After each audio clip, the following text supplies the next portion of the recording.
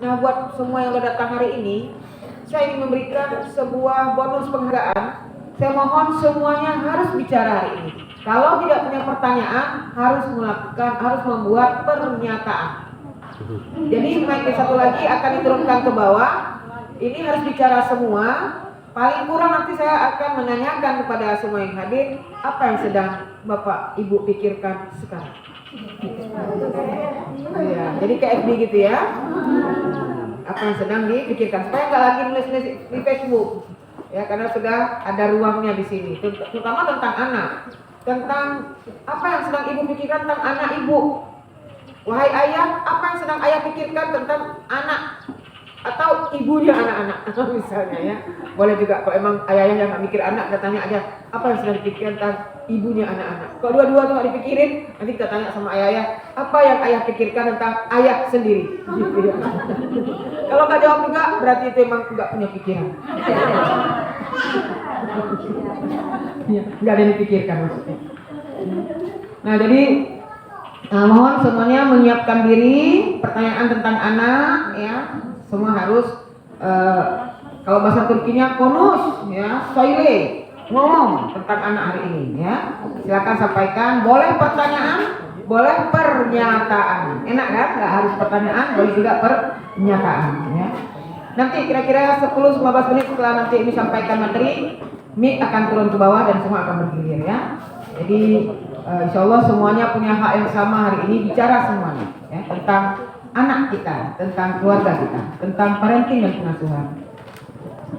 Nah, di kesempatan ini saya melihat beberapa orang tua. Ini saya tanya tadi, ada wali murid dari TK ya, SD, SMP. Nah, Pak saya sendiri saat ini sedang menjadi orang tua dari anak-anak remaja. Jadi umur pernikahan 24 tahun, sudah memasuki proses pengasuhan anak remaja. Nah, apa yang ibu rasakan tentang anak-anak ketika masih umur balita ya, golden age ya, itu juga pernah saya alami ketika anak-anak masih berumur di bawah 10 tahun ya. Nah, Bapak Ibu sekalian, saya ingin mengingatkan kita tentang anak dari apa yang Allah wahyukan di dalam surat At-Taghabun ayat 14 ya. Ini mohon disimpan, diingat ayat ini, karena ini kita butuhkan khususnya ya Bapak Ibu ketika sedang emosi sama anak. Ketika sedang emosi sama anak, ingat-ingat ayat ini ya yang mau saya sampaikan. Atau sedang tidak puas dengan tingkah laku anak, ini ingat ayat ini. Coba dibuka bagi yang ada Al-Qur'annya, surat At-Taghabun surat 64 ayat 14. A'udzu billahi minasy syaithanir rajim. Bismillahirrahmanirrahim. Ya ayyuhalladzina amanu inna min azwajikum wa auladikum Inna min azwajikum wa auladikum aduwwan lakum fahdharuhum wa in ta'fu wa tasfahu wa taghfiru fa innallaha ghafurur rahim. Innama amwalukum wa auladukum fitnah wallahu 'indahu ajrun 'azim. Subhanallah. Wahai orang-orang yang beriman, sesungguhnya di antara istri-istrimu dan anak-anakmu ada yang jadi musuh bagimu. Maka berhati-hatilah kamu terhadap mereka. Dan jika kamu maafkan dan kamu santuni serta ampuni mereka, maka sungguh Allah Maha Pengampun, Maha Penyayang.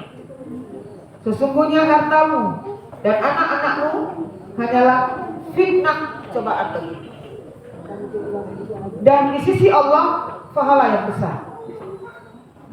Dua ayat di surat At-Taghabun ini sumber energi ayah dan bunda. Kalau sudah berdoa minta punya jodoh, kemudian setelah punya jodoh berdoa minta punya anak, tolong pegang kuat-kuat dua ayat ini. ingin punya anak, jangan berdoa minta anak. Sesudah nikah berdoa, ya Allah saya sudah menikah, jangan saya dikasih anak. Baik dari laki-laki perempuan, jangan saya kasih anak ya Allah. Jangan. Tapi kalau doa kita, ya Allah berikanlah kami keturunan, ya Allah berikanlah saya momongan, doainlah biar kami dapat momongan. Yang begitu-begitu kata-katanya, tolong pegang kuat ayat ini. At-Taghabun ayat 14 sampai ayat 15. Yang dipanggil di sini ayah dan ibu yang beriman. Bukan ya ayyuhal muslimun. Bukan ya ayyuhan nas. Yang dipanggil di sini ya ayyuhalladzina amanu. 3 sikap yang harus kita miliki sebagai ayah dan ibu terhadap anak. Yang pertama adalah maafkan mereka. Yang kedua, santuni mereka. Ya jajannya, santuni. Beli sepeda, santuni. Subsidi, full subsidi. Gak tanggung subsidi. Pokoknya kalau abang mau kuliah cari beasiswa, mama kamu kuliah kan? Itu gak boleh gitu. Ya untung-untung ya kalau abang nanti alhamdulillah dapat beasiswa. Kalau enggak tetap ayah kuliahkan. Santuni. Yang ketiga, ampuni. Apa maknanya itu? Maafkan, santuni, ampuni. Berarti kalau kita punya anak, mimpi di siang bolong dari sejak kecil sampai besar, manis-manis semua kejadiannya. Tidak merokok, tidak pacaran, tidak pergi nginap rumah kawan, tidak pulang-pulang kita tadi berbulan-bulan, tidak melawan, nggak mau belajar, mimpi.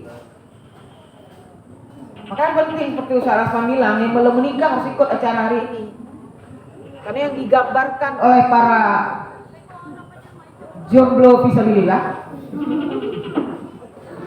single lillah, itu udah indah kali itu. Yang udah punya anak itu hidupnya seperti surga setiap hari.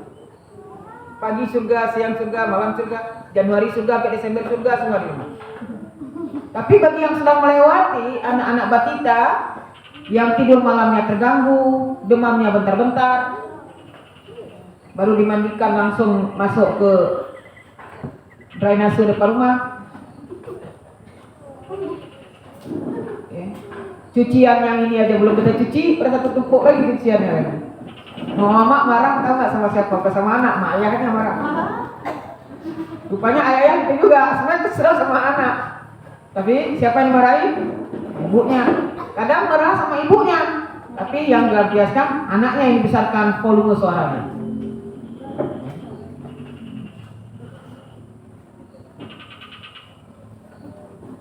Jadi kalau ada yang menganggap, ini enak masih kecil-kecil nih, aman. Tidak aman. Nanti kan kalau anak kita udah besar, kita nggak repot-repot lagi, barulah kita senang. Senang ibu sekarang ya, anaknya udah besar ya. Itu jantungnya tinggal setengah lagi, itu berdegup itu udah anak besar. Ibu semua anaknya udah berkeluarga ya, menantunya pun yang laki pun soleh-soleh, menantu perempuan pun soleh-soleh. Bahagianya lah ibu ya, punya anak udah berkeluarga semua, cucunya pun hafiz-hafizah semua. Mimpi, mana keluarganya, tunjukkan. Yang mana di Semelu kayak gitu. Oke, masuk dari di Semelu, tambah Aceh Selatan, tunjukkan keluarga seperti itu mana. Yang setiap hari sejak punya anak sampai anak udah dewasa ucapannya cuma alhamdulillah, masya Allah, alhamdulillah, masya Allah. Mana. Yang sering itu kayak Ibu bilang, astagfirullah, la ilaha illallah, gitu. La ilaha illallah menjerit pak, la ilaha illallah gitu. Seharusnya la ilaha illallah, kan gitu. La ilaha illallah menjerit, astagfirullahnya itu menjerit. Astagfirullah, begitu. Itu istighfar apa itu? Marah. Ya.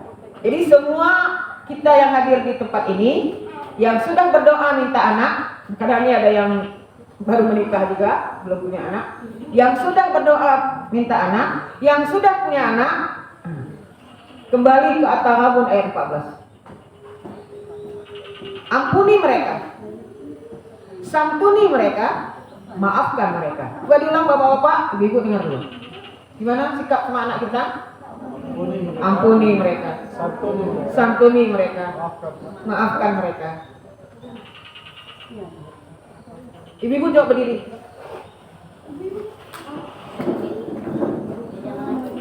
Apa 3 sikap ibu-ibu sama anak? Ucapkan secara bersama-sama yang besar. Maafkan mereka, santuni mereka, Sekali lagi. maafkan mereka, santuni mereka. Ya, sekarang tutup mata, bayangkan wajah anaknya, Bu. Ucapkan. Yang nggak punya anak, anggap akan punya anak. Ya, ucapkan. 1, 2, 3. Maafkan mereka, santuni mereka.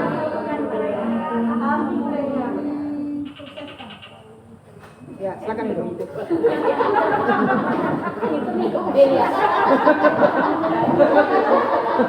Ada tambahannya Bu ayatnya.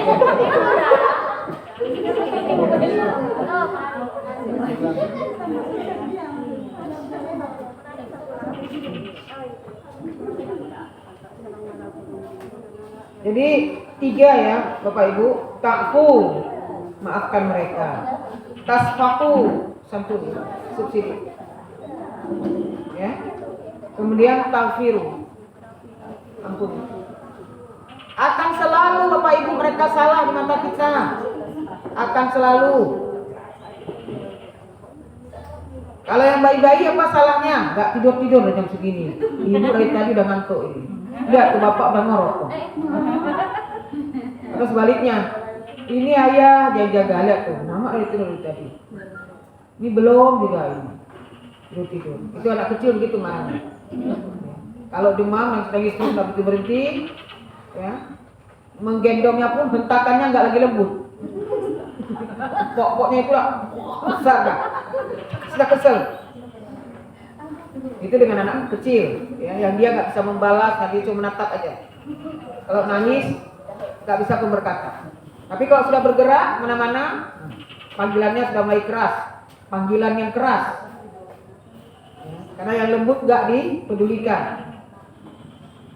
Kalau udah mulai pergi rumah teman, naik sepeda, itu lebih banyak lagi catatan apa?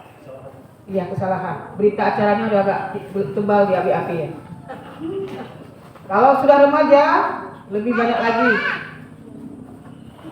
Abi, nanti nginap ya di tempat kawan sana ya. Janganlah pulang aja. Enggak nginap. Nginap. Itu mamanya yang di rumah ya. Ngapain lah menginap di situ ya? Apa yang mereka kerjakan? Dengan nggak tidur mereka, begadang mereka. Apalagi sudah mengenal lawan jenis, baik laki-laki maupun perempuan. Makin berdebar namanya sama bapaknya. Hari ini di tangan mereka semua ada, bisa diakses. Tidak harus keluar rumah, dalam kamar di rumahnya pun bisa. Salah satu sebab orang tua memilih sekolah IT, ingin anaknya diberikan bekal ilmu agama dan Al-Quran lebih banyak daripada sekolah umum negeri. Itu alasannya. Itu survei sudah membuktikan. Kenapa ibu dan bapak ngantar anak ke sini, ke Ihsan Kamil, SD negeri ada samping rumah. Itu malah di SD sana neneknya situ kepala sekolah. Cucunya sekolah ke sini coba. Kan bisa pergi sama neneknya tiap pagi sekolah. Malah ini cucu pertama lagi. Dibawa ke sini. Nenek udah bilang, sama saya aja sekolahnya, kata nenek. Datang uminya tetap dimasukkan ke Ihsan Kamil yang berbayar. Di sana gratis negeri. Itu alasan orang tua, nggak ada lain. Ingin di umur golden age, PAUD, TK, SD, mendapatkan ilmu agama dan Al-Quran lebih banyak daripada sekolah negeri. Kenapa orang tua memilih SMA IT? Apa yang mereka khawatirkan tentang SMA negeri?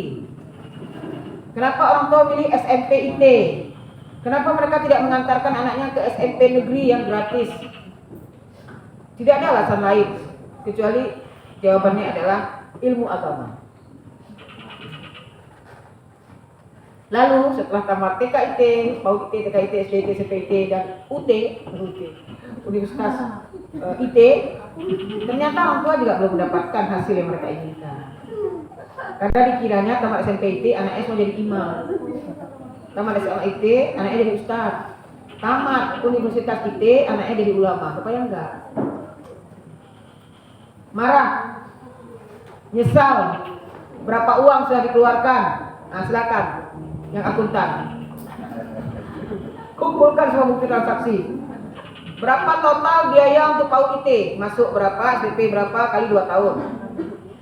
TKIT berapa? Kali uang pembangunan, uang buku, kali semua. Nah, itulah di kalimat tengah-tengah tadi santuni. Santuni itu jangan berharap hasil banyak dari apa yang sudah kita keluarkan. Umi pikir sekolah di pesantren, ternyata enggak. Memang iya di pesantren sholat jamaahnya selalu di masjid berjamaah kan? Tetapi pas pulang ke rumah liburan, seperti tak mendengar pula suara azan. Jangankan jamaah ke masjid. Apakah kita akan berhentikan dia? Udahlah Bi, nggak usah lagi sekolah agama, sekolah umum aja, sama aja nih hasilnya. Berarti berhenti subsidi santuni. Tidak pernah berhenti. Maafkan santuni, ampuni. Maafkan santuni, ampuni. Selalu berbuat salah di mata kita. Nah, seperti yang disampaikan tadi, anak-anak remaja itu karena begitu dia tidak suka pada kedua orang tuanya, dia menjauh. Karena hampir semua kesukaannya dilarang. Kalau anak kecil-kecil, TK, SD, gitu kita nggak setuju dengan perbuatan dia, langsung ambil gendong, ya nggak? Kasih makan semuanya, bobokkan siang, aman kan? Satu hari itu, besok itu lagi. Kalau badannya lebih besar pada badan abinya, yang laki-laki, yang perempuan lebih besar pada uminya, coba Bu Meli beri sama anak gadisnya tadi. Tinggian mana? Tinggi anak gadisnya, gimana kita gendong? Gimana kita angkat?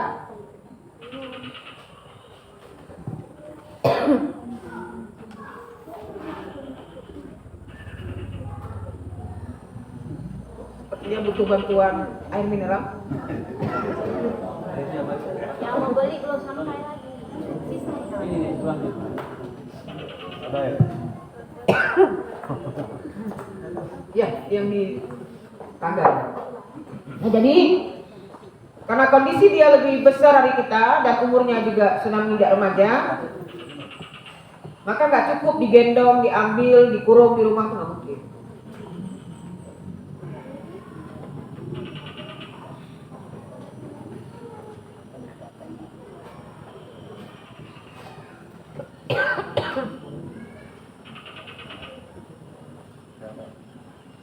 Dan santuni itu tidak berbatas waktu. Bahkan yang sudah berkeluarga pun masih dibantu oleh telepon, Mak, jangan bangun rumah lah tahun depan. Udah mulai DO nih di toko bangunan. Kalau semen udah cukup, Mak bantu dulu itu apa besinya.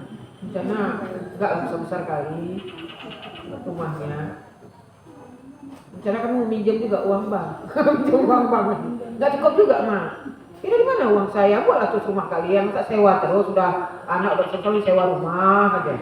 Udah berapa rumah kalau pindah-pindah kata Mama? Itulah, Mak. Ya Mama gak ada uang. Lembu Mama tuh Mama jual satu. Mungkin Mama ada sempat emas. Kalau nggak pakai dulu sebentar. Barang 50 mayang.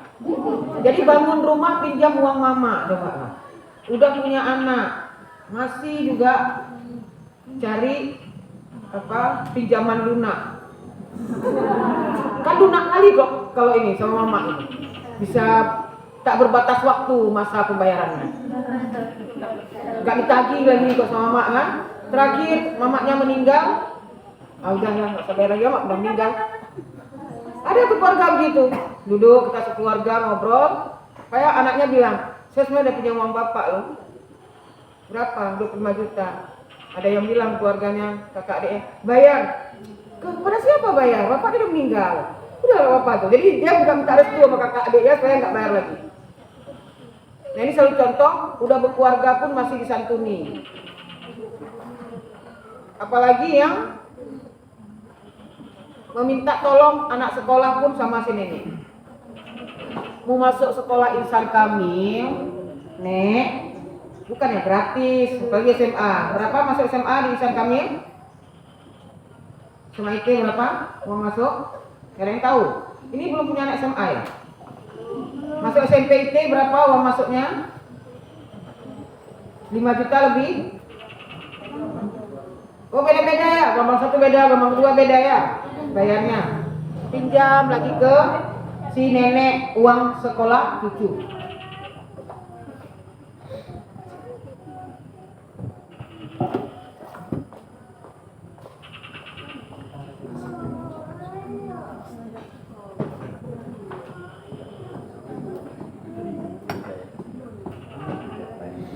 Nah, santuni ini tidak berbatas waktu.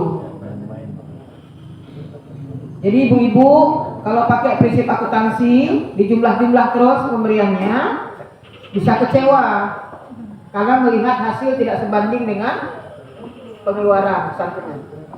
Jangan, kalau bapak jarang ini hitung, walaupun akuntan. Yo bapak itu walaupun seorang akuntan jarang menghitung. Pokoknya apa yang ada dikasih terus.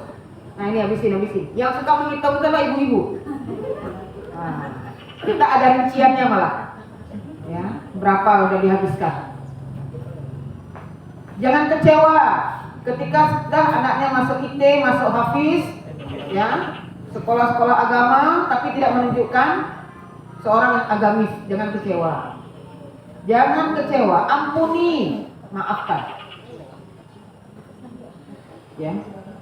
Kemudian lihat anak-anak yang masih kecil kita udah mengajarkan kata-kata yang baik, tidak ngomong kotor. Tetap dia keluarkan kata-kata mutiara tuh, jangan marah, ampuni. Habis dia ucapkan itu, ayo kita beli jajan dulu. Siap masih jajan, arahkan lagi. Nggak boleh kakakmu seperti itu. Itu nama binatang. Nggak boleh ngomong ke nenek seperti itu. Jadi jangan kemudian putus asa seakan-akan usaha kita tidak membuahkan hasil. Jadi semua kita mohon menyiapkan diri dari dasar ayat ini punya mental untuk berjuang walaupun hasil belum kelihatan. Pangkalnya jauh, ujungnya belum tiba. Namun untuk membuat kerja kita suami istri dalam parenting ini lebih sedikit mendapatkan bantuan tenaga dan pikiran, coba program di anak pertama karena mereka akan menjadi asisten kita buat adik-adiknya. Penting anak pertama menjadi contoh karena daya dorong buat adik. Ketika anak pertama kita agak lalai dalam target dan strategi pengasuhan, ini berpengaruh pada nanti kedua ketiga. Mereka dengan mudah mengatakan, kakak aja nggak pun bangun sholat subuh, adik nggak juga. Kakak juga enggak mau makan, adik nggak mau makan juga. Jadi anak pertama tolong agak sedikit fokus dibandingkan kedua, tiga, empat. Mereka ini akan jadi tangan kanan kita dalam pendidikan adik-adiknya sendiri. Anak pertama. Anak pertama punya kedudukan yang dipandang oleh adik-adiknya. Sekarang aja kita ini yang sekeluarga dengan saudara kita, coba tanya abang dulu, abang pertama. Ini dari cerita, coba tanya abang, coba tanya kakak. Ini semua kembali ke anak pertama. Apalagi ketika ayah dan ibu sudah meninggal dunia. Itu adik-adik, najaknya ke yang pertama. Makanya tolong ayah dan bunda, untuk anak pertama jangan lalai. Karena saking senangnya punya anak pertama, nenek pun cucu pertama, lupa pula dengan fokus mengkader anak pertama. Akhirnya cuma ganti-ganti baju terbaru, apa model terbaru, yang perempuan taruh bendo, foto, update status. Lupa, ini anak pertama harus kita buat gimana. Karena nanti begitu ada adik-adiknya, dia akan jadi panutan. Dan kita akan lebih mudah mengatakan, tuh abang udah bangun, ayo adik bangun juga, yuk. Tuh abang udah mandi, yuk. Abang aja belum mandi, mandi aja. Nah ini dalam strategi pendidikan ini perlu diperhatikan. Kemudian di ayat selanjutnya, sesungguhnya pasanganmu itu fitnah. Saya bukan ingin mengatakan dengan terlalu cinta sama suami atau suami terlalu cinta sama istri, bukan ya. Cuma kalau ada kecewa-kecewa sedikit sama pasangan kan, udah ada ayatnya. Pasanganmu itu adalah fitnah. Anakmu juga adalah fitnah. Azwajukum wa auladukum fitnah. Jadi kalau tiba-tiba suami mendapatkan istri misalnya, gimana sih bunda nih? Jangan terlalu kecewa. Kembali ke At-Taghabun ayat 15. Seorang istri melihat sesuatu yang tidak perfect sama suaminya dan menjadi pusing mikir suaminya, apalagi menangani pendidikan anaknya, fitnah. Maka bersabarlah. Karena pahala dari Allah itu sangat besar. Nah, tentang pendidikan anak ini, Bapak Ibu sekalian, ini menjadi tanggung jawab utama kita sebelum sekolah. Kalau ada kelihatan anak yang lebih santun, hafalan lebih banyak, coba prestasi di sekolah, itu bukan karena sekolahnya yang membuat anak ini bagus, orang tuanya. Ya. Jadi satu kelas itu ada 20 orang, satu rombel. Kenapa ada anak 2-3 orang yang lebih menonjol akhlaknya? Itu peran orang tuanya, bukan peran wali kelas. Bukan karena yayasan itu membeda-bedakan anak didiknya di sekolah itu, di kelas itu, enggak. Perhatikan aja. Anak-anak yang sering semangat ikut lomba, itu memang daya dorong dari ibunya kuat. Ya. Ada anak-anak yang dia di sekolah dengan guru-guru santun, memang ayahnya selalu mengingatkan. Kalau ketemu Ustadz salam nak ya. Kalau mau pulang ketemu sama Ustadz bilang, mau dijemput ayah. Memang ayahnya selalu mengajarkan, sehingga anaknya memang lebih sopan dibandingkan anak-anak yang lain. Hafalannya lebih banyak daripada anak yang lain di kelasnya yang sebayanya. Jadi sekali lagi, bukan sekolahnya sebenarnya dan bukan gurunya yang hebat, orang tuanya yang hebat. Jadi ketika menemukan anak kita di sekolah, jangan lihat guru dulu. Dulu waktu wali kelasnya Bu Wati, itu anak-anak saya tuh suka nyetor. Sekarang udah ganti, bukan Bu Wati lagi wali kelasnya, udah nggak mau nyetor lagi. Maunya Bu Wati lagi ya di wali kelas yang udah naik kelasnya itu ya. Bukan Bu Watinya. Orang tuanya, ayah ibunya. Nah jadi jangan sampai kemudian apa yang sudah Allah anugerahkan kepada kita lupa dua ayat ini, ya kita santai, bahkan mungkin kita tidak tahu, lalu kita menyalahkan pihak-pihak yang lain terhadap anak-anak kita. Oleh karena itu, mari sama-sama kita hari ini, ya dengan apa yang sudah kita ucapkan, maafkan mereka, santuni mereka, ampuni mereka, sama-sama kita kerjakan. Mulai dari wali murid TK, SD, SMP, SMA. Dan Umi ingin menyampaikan sebelum Umi mendengarkan semua ibu dan bapak bicara hari ini tentang anaknya, Umi ingin menyampaikan bahwa sebelum kita mati, kita belum berhenti berjuang sebagai orang tua. Gak ada istirahat, gak ada istirahat. Ya, kalau Islam bahasa Turki itu durak samadan, tidak ada halte untuk berhenti istirahat dulu, gak ada. Lanjut terus, dewam, lanjut. Aduh capek kali. Sekarang mau non-aktif jadi ibu, nggak bisa. Pusing kali. Saya cuti dulu jadi ayah, nggak bisa. Yang ada dewam, lanjut, meninggal baru berhenti. Selama belum meninggal, wahai para ayah, selama kita masih hidup, wahai para ibu, kita tetap akan jadi pejuang untuk anak-anak kita. Berhasil atau tidak, kita nggak tahu. Dan itu bukan hak kita. Apakah semua perjuangan wajib berhasil? Tidak. Kalau udah sekolah ke IT pasti hafiz, pasti sopan, pasti akhlak. No. Yo, kata orang Turki. Belum tentu. Tarik nafas panjang.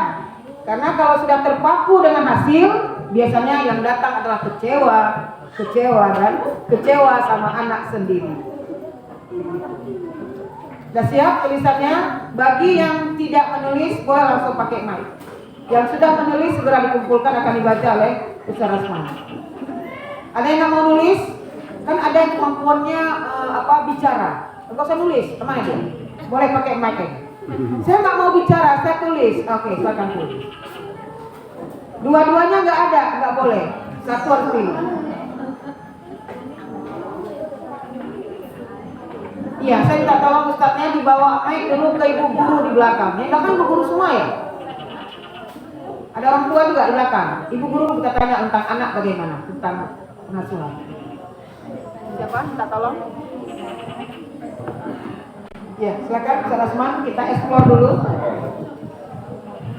Baik, Bapak Ibu sekalian, kita baru saja mendengarkan paparan dan itu masih kulit-kulit ya, karena memang begini, karena luasnya ilmu parenting ini, yang paling baik itu adalah apa yang menjadi masalah dari kita atau dari Bapak Ibu sekalian, ya, supaya lebih mengena, karena pasti kasusnya akan berbeda-beda dan diperlukan pengalaman dan teknik khusus ya, meskipun terkadang sebetulnya secara umum sudah dikasih ilmunya, tapi kita masih bingung juga, kadang nggak nyambung gitu ya, udah dibilang ilmunya begini tapi iya anak saya tuh lain lagi gitu ya, karena kita perlu contoh yang lebih real gitu ya. Dan di hadapan kita adalah contoh yang ya pengalaman yang bukan berdasarkan teori-teori saja ya.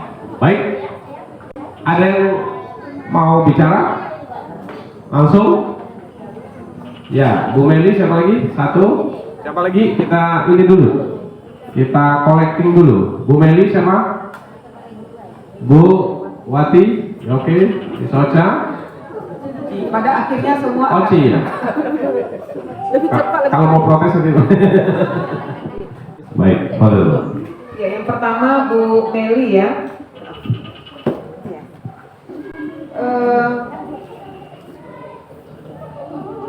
Jadi dari sekian banyak modal yang harus dimiliki untuk berkeluarga, punya anak, yaitu sabar. Tetap itu menjadi modal kita ya. Kemudian komitmen dengan suami ya, menjadi pasangan yang harmonis ya, honeymoon seumur hidup. Bukan honeymoon ya, udah honey, bukan moon lagi lah itu. Iya. Ya. Iya, honey life ya, seumur hidup dan ini ya madunya ya. Iya. Ini sebuah dorongan yang kuat untuk selalu berpikir positif ya, karena seorang ibu atau seorang ayah tenaga pertamanya itu memang dari hubungan dengan pasangan. Kalau sudah kecewa sang ibu kepada ayah, sang ayah kepada ibu, ini menjadi salah satu faktor berpengaruh pada parenting, pengasuhan anak. Jadi yang pertama memang hubungan dengan Allah, kedua hubungan dengan suami. Nah, itu modal juga untuk menjalankan parenting ke anak kita. Terhadap anak yang beda umur, ini buat yang belum berkeluarga ya, belum keluarga ya. Walaupun nama ayahnya belum ada, calon suami belum ada nama, tanggal menikah juga belum ada, alangkah baiknya dari sekarang sudah ditulis-tulis di bukunya sebagai bentuk doa dan harapan. Apakah ingin punya anak tiap tahun melahirkan? Apakah ingin punya anak kelang 3 tahun? Apakah ingin punya anak 5 tahun 1? Atau ingin punya anak 10? Atau mau punya anak 1 saja, laki-laki dan 1 saja perempuan? Silakan yang belum menikah ditulis-tulis. Jangan terpaku siapa nama calon saya.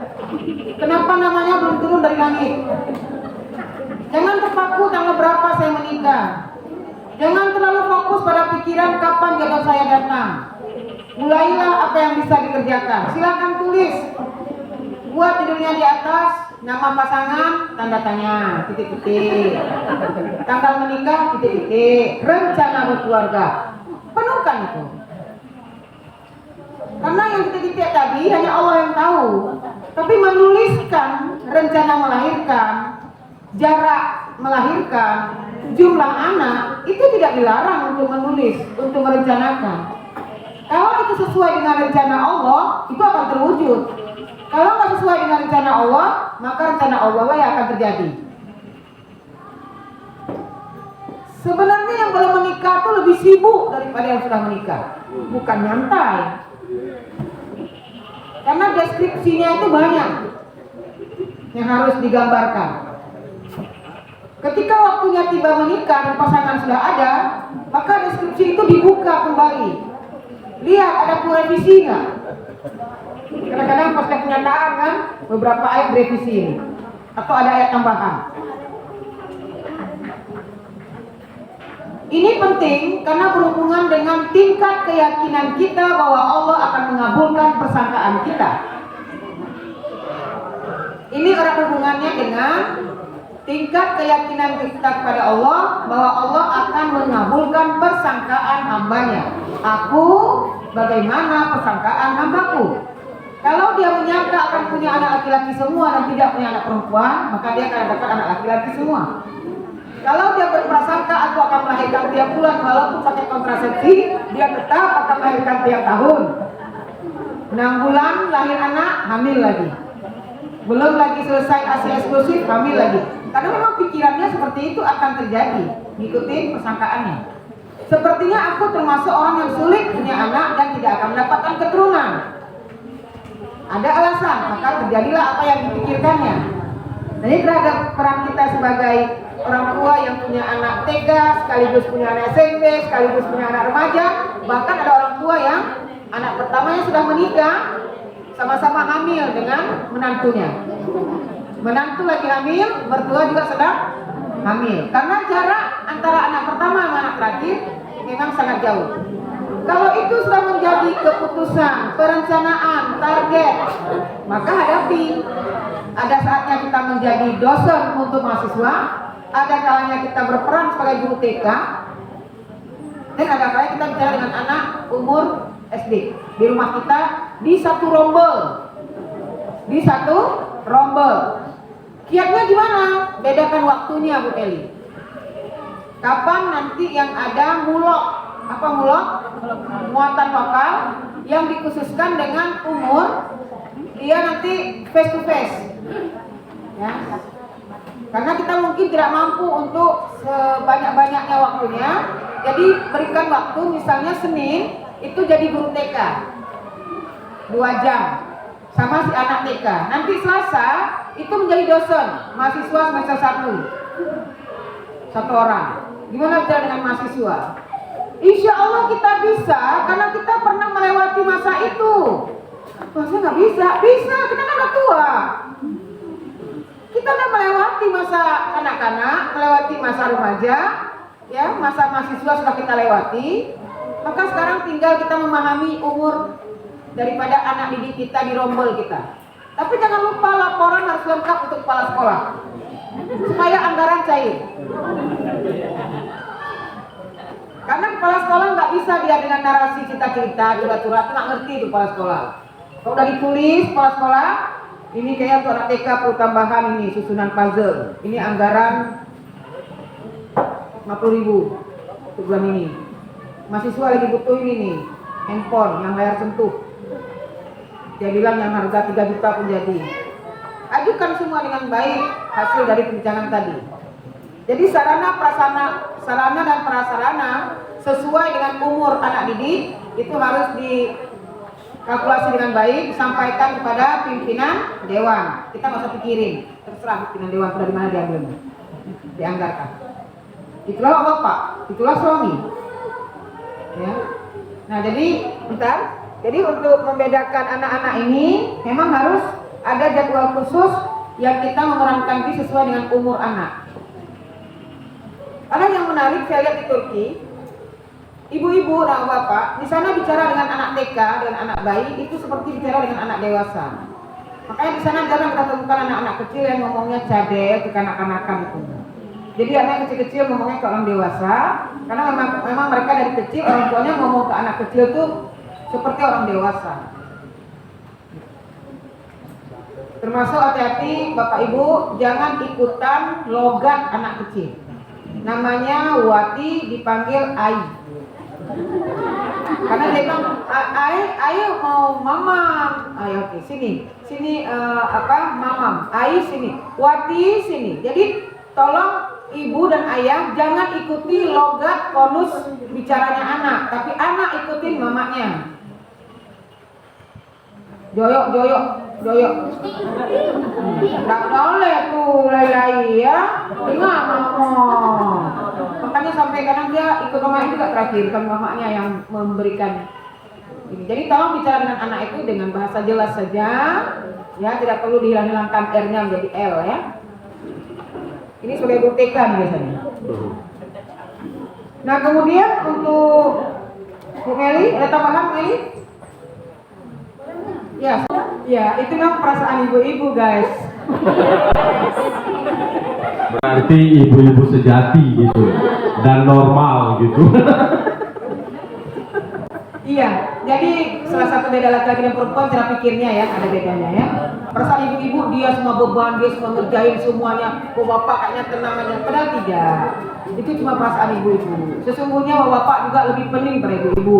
Cuma bapak ini tidak menunjukkan dalam bentuk bicara, tidak curhat-curhat, tidak mengeluarkan isi pikirannya, tapi mereka terus berpikir. Kita ibu-ibu ini banyak ngomongnya, makanya kayaknya kita semua yang ngerjain, kita semua yang berat, dan tidak. Laki-laki, para ayah juga luar biasa itu memikirkan keluarganya, istrinya, ya bahkan dia juga memikirkan keluarga ibunya yang sudah tua dan sebagainya. Jadi banyak hal sebenarnya yang dipikirkan oleh bapak. Hanya saja bedanya kita dengan ibu-ibu, mereka tidak menyampaikan ke kita. Jadi hilangkan perasaan bahwa kita yang paling capek, bahwa kita yang paling banyak beban. Tolong ibu-ibu yang mulai hari ini dirubah yang ada pikiran seperti itu. Tidak, bapak juga nggak kurang stres ya dibandingkan kita, ya. Makanya kan kekerasan dalam rumah tangga yang paling banyak mengadu adalah ibu-ibu. Padahal banyak juga bapak yang mendapatkan kekerasan dari istrinya. Cuma mereka nggak mau datang ke kelompok-kelompok pengaduan itu. Saya sebagai suami telah melakukan. Mereka bersabar, mereka diam, dan mereka tidak mempersoalkan. Bahkan bapak itu tahu kelebihannya, melupakan kesalahan kita. Kita kelebihannya ingat selalu kesalahan bapak-bapak. Itu suami kita. Ya, jadi itu tinggal penyesuaian aja ya, Meli. Insya Allah bapaknya apalagi yang di sini ya. Saya segan kali jawab ada di sini. Apalagi yang di sini. Tandanya apa indikatornya? Datang ke acara ini bukan laki-laki biasa. Ya. Ya. Bukan laki-laki biasa yang bukan saya ini. Ya ini semuanya pejuang pahlawan semua. Nah kemudian untuk Wati, anak dewasa, anak menjelang dewasa ya, sebaiknya dia yang menceritakan, itu yang harus kita pancing. Kalau kita terus explore, mereka makin tertutup. Kalau kita korek-korek terus ya, jadi nanti jadi suasana yang mereka mau cerita. Kalau memang ayah lebih tegas, ayah lebih tertutup, ya usahakan buka keran di ibu. Jadi ketika malam pulang jangan di situ langsung ditanya, dia aja dia tidur dulu. Pagi disiapkan makannya, santuni, ampuni, maafkan, baru ngomong. Kenapa abang tadi malam telat kali? Umi aja udah tertidur. Itu jadi besoknya jangan di situ dia datang. Kok telat kali bocor? Di mana bocornya? Bengkel. Kenapa dua kali bocor? Itu nggak efektif. Besok aja kalau nggak lusa.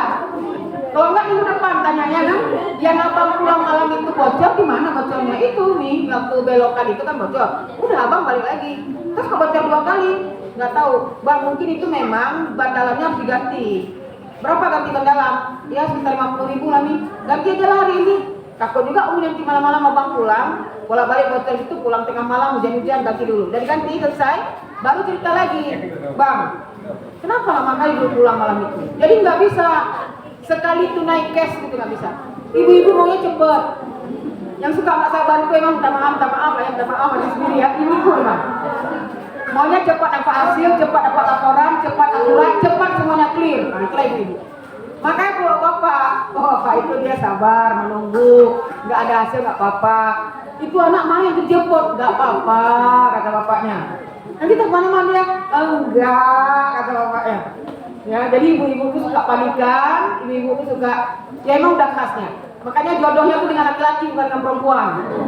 Kalau dengan perempuan namanya LGBT. Jadi pasangan itu laki-laki dan perempuan. Allah sudah bebankan pada mereka ar-rijal qawwamun 'alan nisa. Mereka itu untuk mengambil keputusan itu nggak secepat kita langsung disalah di pulang malam, nggak begitu. Tunggu dulu. Dan mereka tetap bertanggung jawab. Ya, jadi tolong kita pun khususnya istri ya, coba memahami juga cara pikir laki-laki pasangan kita yang tidak sama seperti kita. Sehingga kita juga tidak stres dengan bapaknya, stres dengan anaknya, stres dengan bapaknya lagi. Ini anak begini, bapak begini kan. Jadi kita di mana gitu? Lagi-lagi kayak Meli bilang kita lagi, aku lagi. Saya lupa ada istilah di masa Turkinya. Kalau ibu-ibunya tuh merepet, saya yang nyuci, saya yang masak, saya yang anak, itu ada bahasa Turkinya tuh di kanan ibu Turki ya. Berarti bukan cuma di Sumatera kayak gitu, di Turki pun kayak gitu. Perasaan ibu-ibu maksudnya ya. Kalau laki-laki ada lagunya itu. Apa itu coba? Aku merasa. Aku merasa orang paling di dunia. Lagi set ya. Lagi set. Nah jadi Ibu Wati untuk anak laki-laki yang dewasa jangan langsung eksplor saat kejadian ya. Tunggu dulu, biar aja dia tidur dulu.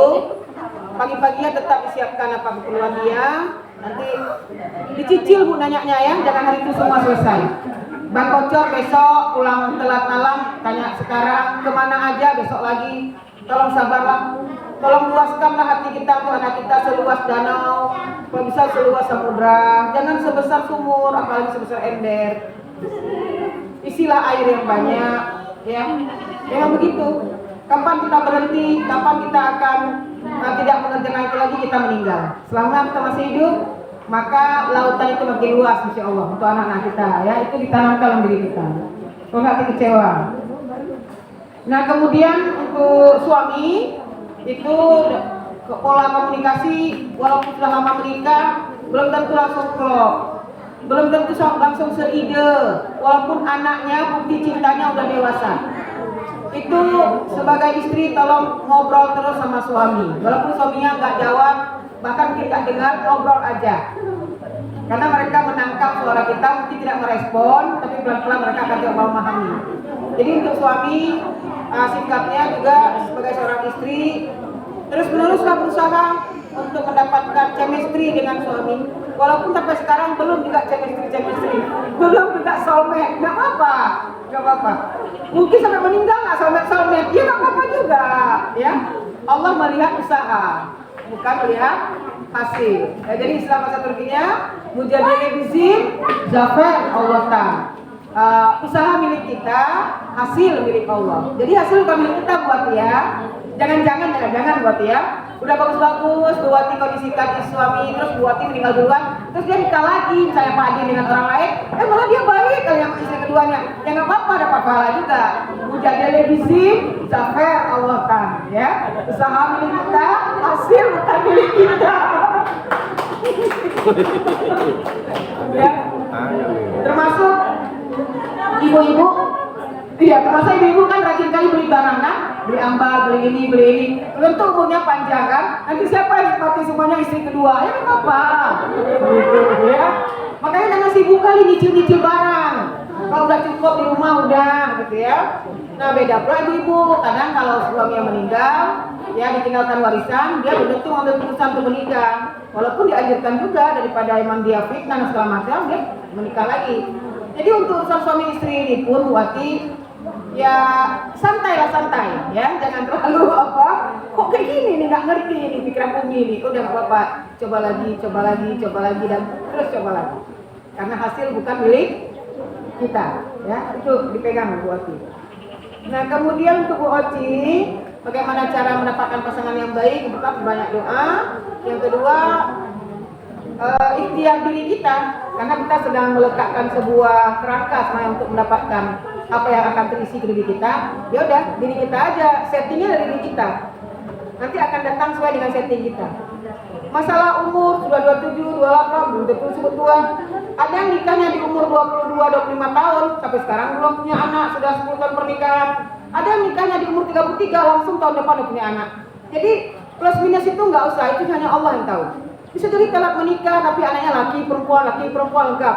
Ada yang udah duluan menikah, belum juga punya anak. Ada yang punya anak perempuan aja satu aja. Ada yang punya anak yang laki satu aja. Itu pun berobat ratusan juta berobat, belum juga punya anak lagi. Jadi slow aja. Ada juga yang nikah duluan, udah 20 tahun pernikahan, belum punya rumah sendiri, sewa rumah gitu terus. Ya, kontrak gitu ya. Tapi ada yang telat menikah umur 34 tahun, begitu masuk rumah langsung rumah pribadi. Jadi plus minus itu slow aja. Ya, kita mungkin telat menikah, tapi mungkin rezeki lain kita lebih. Ada yang duluan menikah, tapi rezekinya mungkin kurang satu sisi. Jadi tidak ada kita perlu cemburu dengan orang lain, kita nggak perlu takut, kita nggak perlu putus asa. Dewa, lanjut, perbaiki diri, tetap ikut pembekalan walaupun belum punya anak, walaupun belum ada bapak anaknya, ikut aja pembekalan, ilmu-ilmunya dibaca, ya. Insya Allah ketika waktu yang sudah sampai, kita ini menerapkan ilmu-ilmu yang kita dapatkan. Ya. Jadi kalau masalah umur, nah kalau traumanya ini nggak bisa jadi alasan, karena kenapa? Coba pindah ke komunitas yang suami istrinya baik, chemistry, soulmate. Jadi harus berimbang comparable-nya itu. Ini yang dibandingkan kok yang trauma-trauma yang kayak gitu. Ini tetangga, adik saya, sepupu saya berkelahi aja urusan anak. Saya takut juga jadi istri kayak gini. Bagus saya nggak usah nikah. Coba lihat sebelah sana tuh keluarga yang harmonis, damai. Coba ke sana di riset juga. Ya, jadi risetnya tuh harus harus sebanding lah, apple to apple lah ya. Ini kadang yang kita teliti pun yang memang kurang belajar, kurang peduli, nggak mau taklim. Nah untuk bapak ibu yang udah berkeluarga, saya sangat mengingatkan selain bekerja, urusan rumah tangga, sosial, kemasyarakatan, keluarga, taklim nggak boleh berhenti. Boleh ibu ikut halaqah pekanan, boleh ibu ikut taklim zikir ibu-ibu, boleh ikut tausiah-tausiah yang bulanan, itu nggak boleh stop. Itu makanan kita supaya kita kuat. Yang sering stres itu bapak ibu yang meninggalkan taklim, meninggalkan halaqah, meninggalkan pengajian. Itu sumber stres berkeluarga. Karena nggak ada tempat dia refreshing dalam setiap pekan. Yang ada masalah, problem, dia nggak tahu kemana buang sampahnya itu. Liko, halaqah, taklim itu adalah tong tempat buang sampah. Makanya datanglah ke situ. Ya.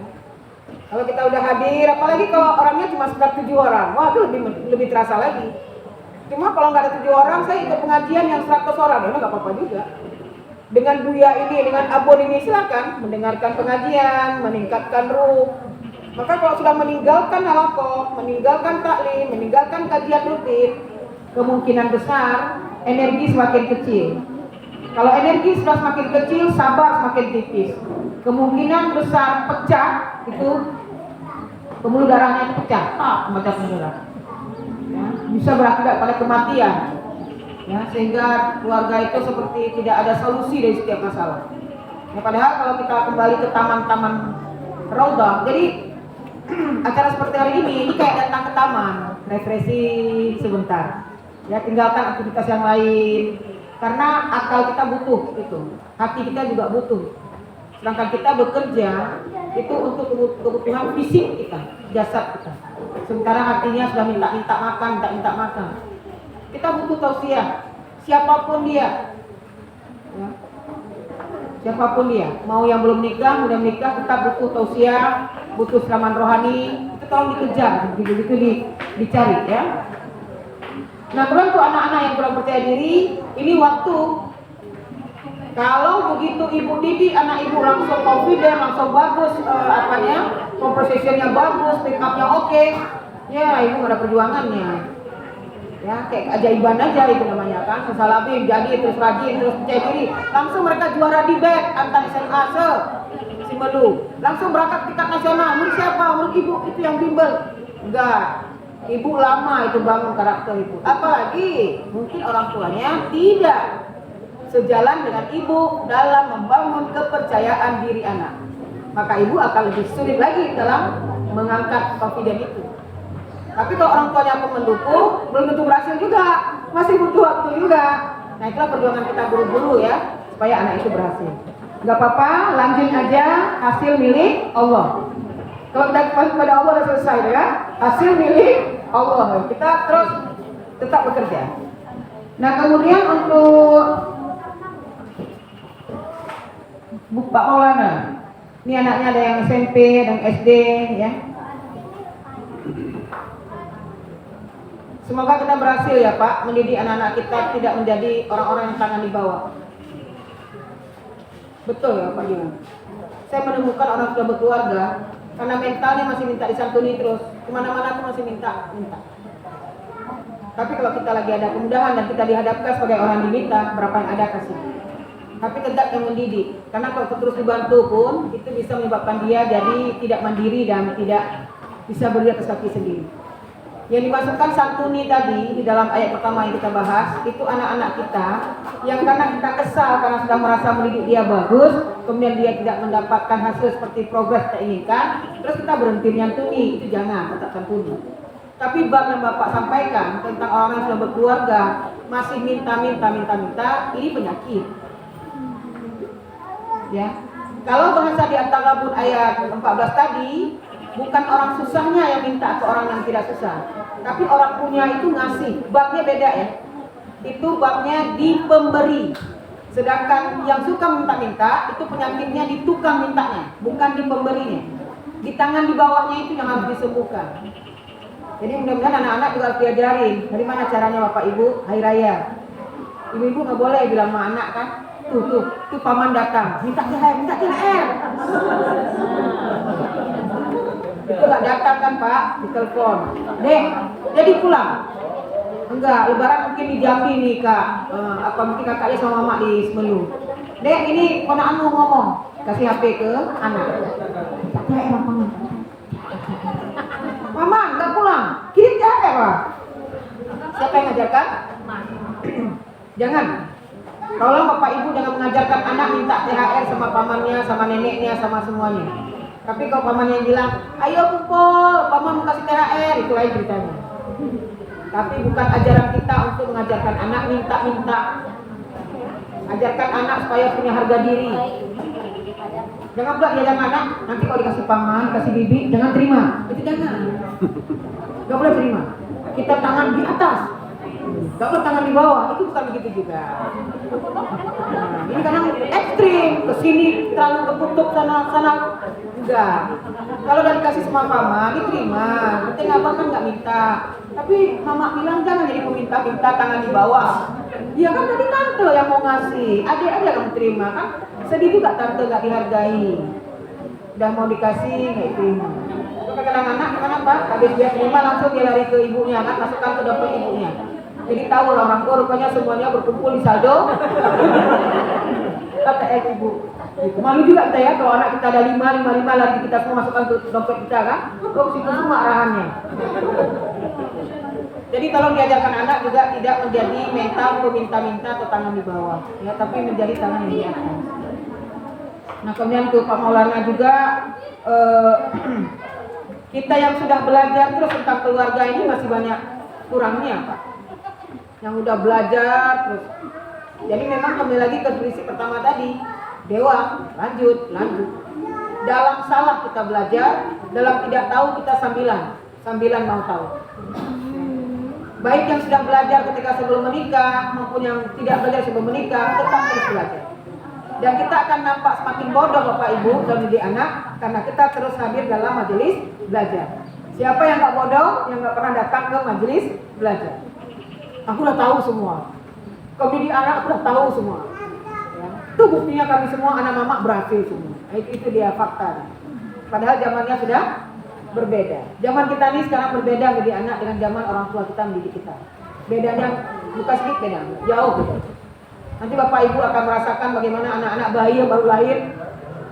Mama, HP aja nggak bilang P. Pas kita kasih kan, ada jaringan. Belum tahu ketemu jaringan. Habis kota. Utuh. Belum bisa ngomong. Nah, YouTube. Jadi mendidik anak sekarang dengan ibu kita mendidik dulu, ya nggak sama tantangan. Jadi tolong belajar lagi. Tapi itulah, jangan selalu belajar juga dengan fakta-fakta yang buruk yang bikin kita nanti putus asa, udahlah nggak bisa, ya udahlah. Lihat juga orang berhasil kan ada juga.